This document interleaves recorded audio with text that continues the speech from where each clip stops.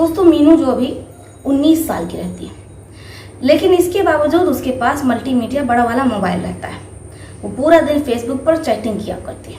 Chatting करते करते ही नीतू को एक लड़का मिल जाता है जो कि उसका ही हम उम्र रहता है। नाम उसका गुड्डू रहता है।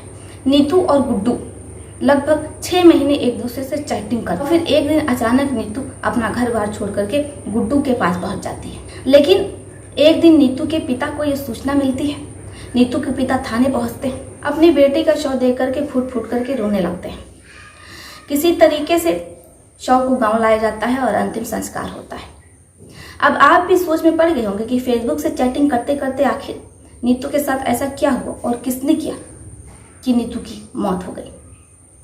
हम आपको पूरी कहानी बताएंगे, इस रात से भी पर्दा उठाएंगे, लेकिन उससे पहले कुछ कहना चाहते हैं। दोस्तों, मैं भी उस्मान सैफी की तरह आप लोगों को कहानी और घटनाएं सुनाना चाहती हूँ, लेकिन आप लोग इस प्रकार की कहानी और घटनाओं को पसंद ही नहीं करते। इंप्रेशन क्लिक रेट 0 होता है।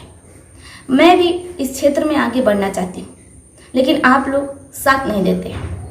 खैर, आशा करती हूँ कि आप लोग मुझे समझने की कोशिश करेंगे और अब मेरा साथ देंगे। चलिए पढ़ते हैं अपनी इस कहानी की ओर। नीतू, जिसके पास पहले तो मोबाइल नहीं होता है, लेकिन बार बार जिद करने के बाद जो उसके पिता रहते हैं वो नीतू को एक मोबाइल दिला देते हैं। नीतू फेसबुक इंस्टॉल करती है और इसके बाद वो लोगों से चैटिंग करना शुरू कर देती है मैसेंजर पर।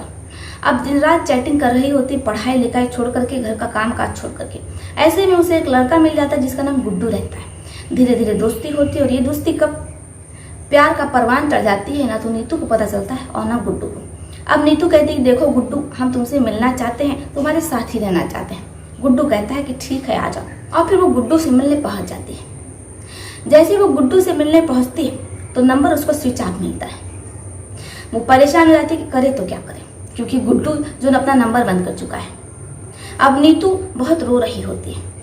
रात हो जाती है, अंधेरा हो जाता है। नीतू को कुछ समझ में नहीं आता कि इस अनजान शहर में वो जाए तो कहाँ जाए।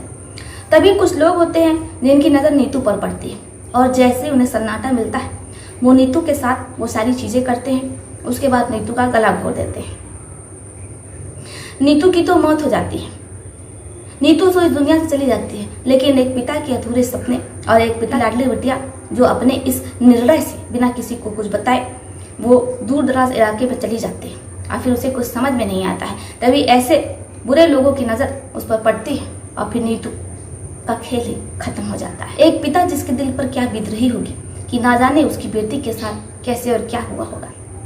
काफ़ी दुख भरी ये कहानी थी कि लड़कियों को सोच समझ करके फैसला लेना चाहिए और अपने माता पिता दोस्तों को बताना चाहिए कि वो क्या करने वाले हैं, कहाँ जा रहे हैं। माता पिता आपके दोस्त होते हैं, हर बात माता पिता से शेयर करनी चाहिए। बाकी आप लोग अपनी अपनी राय कमेंट बॉक्स में लिख सकते हैं कि नीतू को क्या करना चाहिए था। क्या नीतू ने सही किया?